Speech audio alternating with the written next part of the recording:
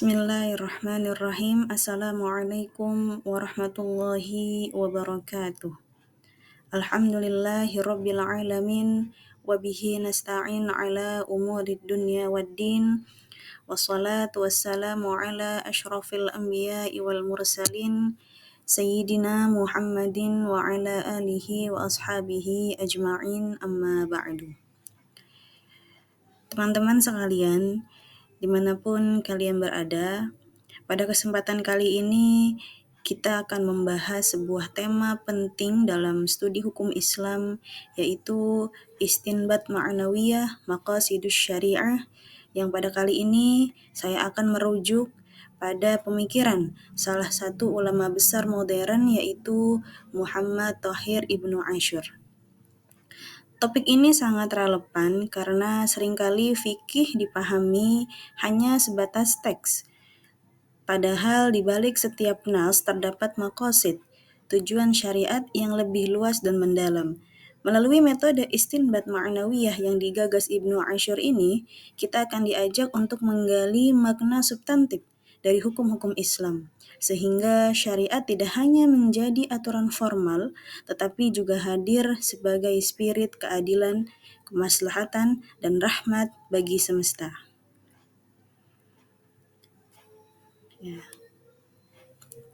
Syariat Islam bukan hanya sekedar kumpulan aturan hukum, melainkan memiliki tujuan maqasid yang bersifat universal. Memahami maqasid merupakan kunci bagi seorang faqih dalam menggali hukum yang sesuai dengan kebutuhan zaman. Dalam kerangka ini, Ibnu Asyur, seorang ulama besar asal Tunisia, memberikan kontribusi penting melalui karyanya, yaitu kitab Maqasid Asy-Syari'ah Al-Islamiyah. Ia memperkenalkan metode istinbat yang bersifat ma'nawiyah atau substantif untuk memahami tujuan syariat secara lebih mendalam. Metode ini lahir dari kegelisahan Ibnu Asyur terhadap diktas fikih yang kali ini sering terjebak dalam literasi teks tanpa memperhatikan hikmah dan maslahat yang menjadi inti syariat. Dengan demikian, penelitian terhadap metode istinbat ma'nawiyah Ibnu Asyur ini sangat relevan untuk menghadirkan fikih yang lebih hidup, lebih adaptif, dan lebih kontekstual.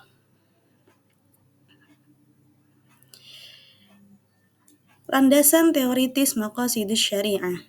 Secara umum, maqasidus syariah itu diartikan sebagai tujuan-tujuan yang hendak dicapai Allah melalui pensyariatan hukum-hukumnya.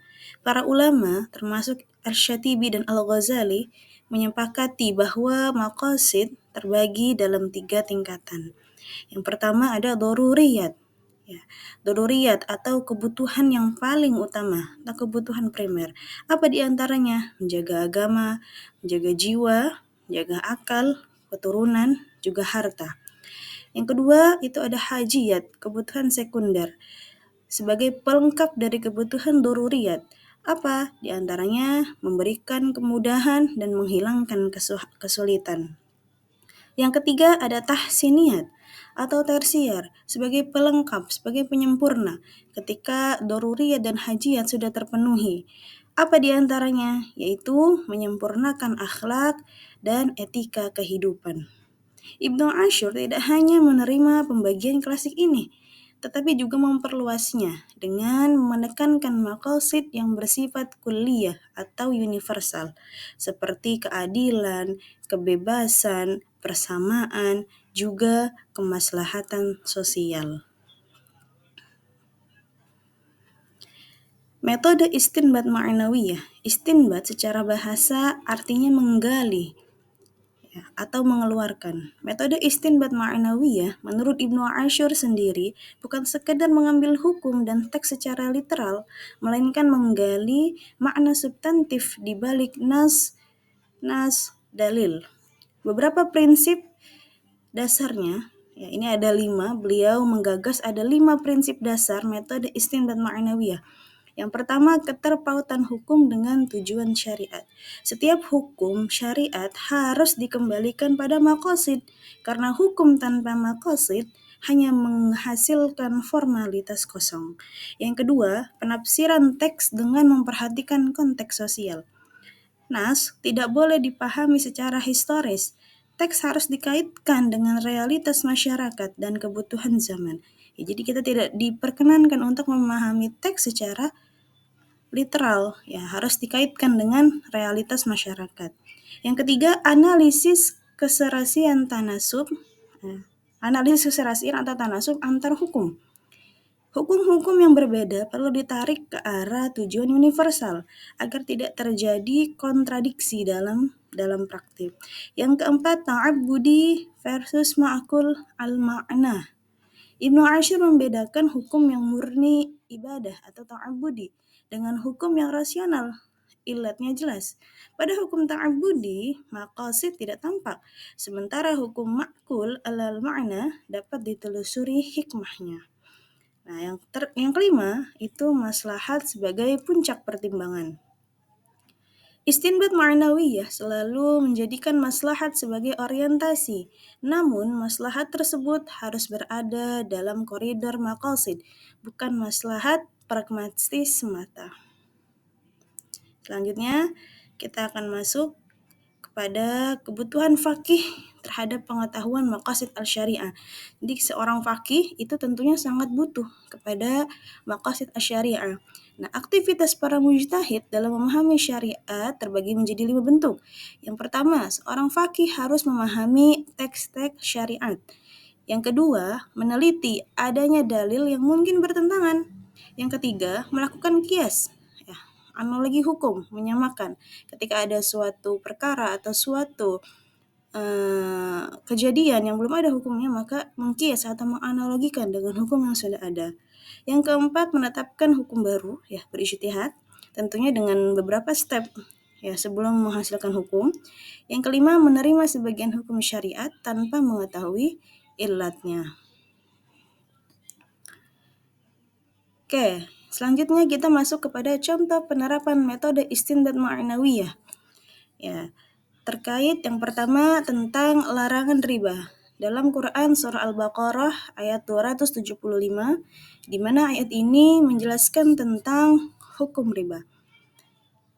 Alladzina ya'kuluna riba la yakumuna illa kama yakumu alladzi yatakhabbathu asy-syaitan minal mas.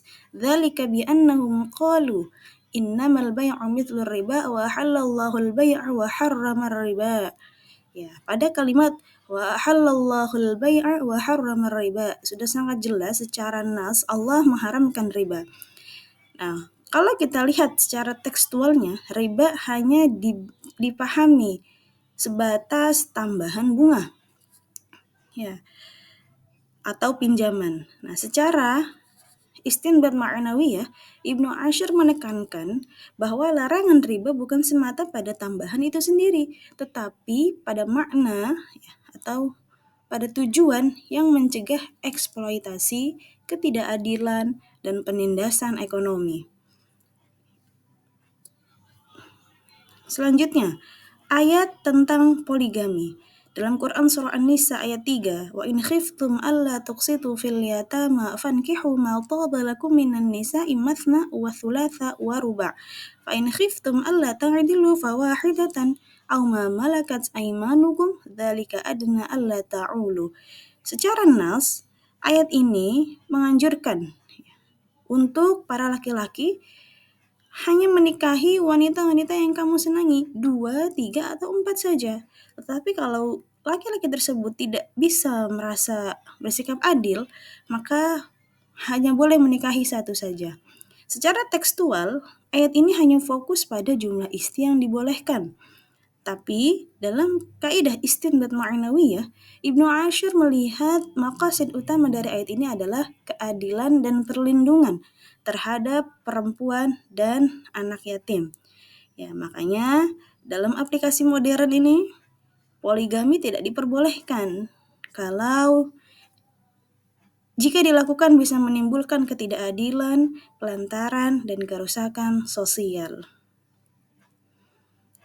Ya, sampailah kita pada kesimpulan dari apa yang tadi sudah saya paparkan. Kesimpulan yang bisa kita ambil, metode istinbat ma'nawiyah Maqasid Asy-Syari'ah yang dikembangkan oleh Ibnu Asyur merupakan salah satu sumbangan besar dalam studi hukum Islam. Metode ini mengajak para faqih untuk tidak terjebak pada literasi teks, menggali hikmah dan tujuan syariat, menjadikan maslahat sebagai orientasi utama, menghadirkan fikih yang kontekstual, adil, dan humanis. Demikian yang dapat saya sampaikan. Kurang lebihnya mohon maaf. Wallahul muwaffiq ila aqwamit thoriq. Wassalamualaikum warahmatullahi wabarakatuh.